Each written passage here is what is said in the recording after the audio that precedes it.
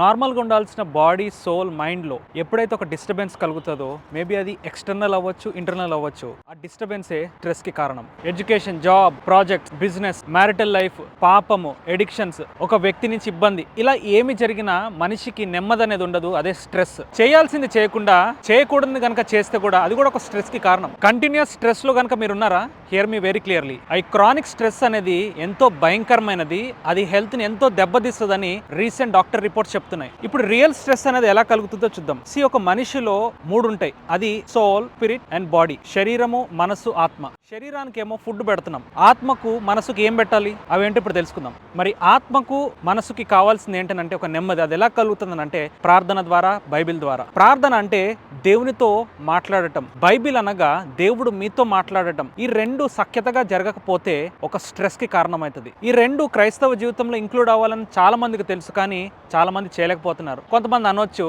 మా routine busy lifes మీకేం తెలుసు అని. దాని గురించి కూడా మనం ప్రార్థన చేస్తే దేవుడు స్థలాన్ని, సందర్భాన్ని, సమయాన్ని కుదురుస్తాడు మీకోసం. పెద్దలు అన్నారు, మనసుంటే మార్గం ఉంటుందని. మనం ఎప్పుడైతే మనసు పెడతామో దేవుడు కూడా ద్వారాలు తెరుస్తాడు. ఈ రెండు జరగకపోతే అదే నిజమైన స్ట్రెస్. యోబు గ్రంథంలో యోబు మాట్లాడతాడు, నీ భక్తి నీకు ధైర్యము పుట్టింపదా.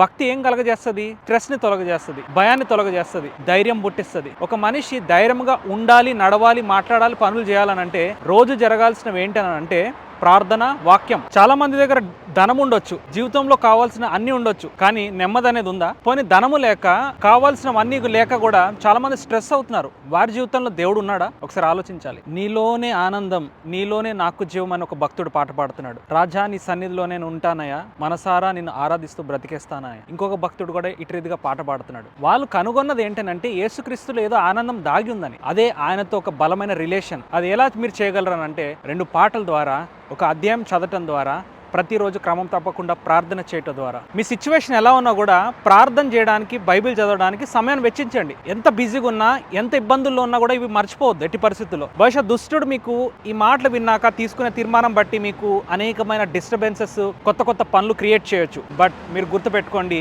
మీరున్నది ఒక స్పిరిచువల్ గ్రౌండ్లో. మీరు పోరాడాలి. మరియా, మార్త స్టోరీలు మీకు తెలుసు. మరియా దేవుని పాదాల దగ్గర కూర్చొని ఆయన చెప్తున్న మాటలు విని నెమ్మది పొందుతుంటే, మార్త మాత్రం అనేకమైన పనులు పెట్టుకొని తొందరపడుతుందని రాయబడింది. అక్కడ తొందర అన్న మాటకి చాలా మీనింగ్స్ ఉన్నాయి. అదొక స్ట్రెస్ కావచ్చు, క్రానిక్ స్ట్రెస్ కావచ్చు, హెల్త్ ఇష్యూస్ కావచ్చు. దాన్ని మనం సూపర్లేటివ్ డిగ్రీలో కనుక చూస్తే తను తొందరపడుతుంది. ఆ తొందర జీవితానికి, మనసుకి, ఆత్మకు, శరీరానికి మంచిది కాదు. ఇది మనం గుర్తు తెచ్చుకోవాల్సిన మీనింగ్. నూతన సంవత్సరం ఆలస్యం లేదు. గత సంవత్సరం బహుశా మీరు ఇలా చేయలేదేమో, కానీ నూతన సంవత్సరంలో దేవుడు తనతో మీరు కాలం గడపాలని ఎదురు చూస్తున్నాడు. దేవుని యొక్క చిత్తము. అందుకే బహుశా దేవుడు ఈ వీడియో మీ ముందుకు తెచ్చినట్టున్నాడు. ఎవరైతే ఈ వీడియో విని మీ యొక్క ఆత్మకు బలమైన ప్రేరేపణ కలిగించాడో, నేను ఖచ్చితంగా దేవునితో నడవాలనుకున్న వారు కమెంట్ సెక్షన్లో బైబిల్ అండ్ ప్రేయర్ ఇన్ 2026 అని టైప్ చేయండి. God bless you all and praise the lord.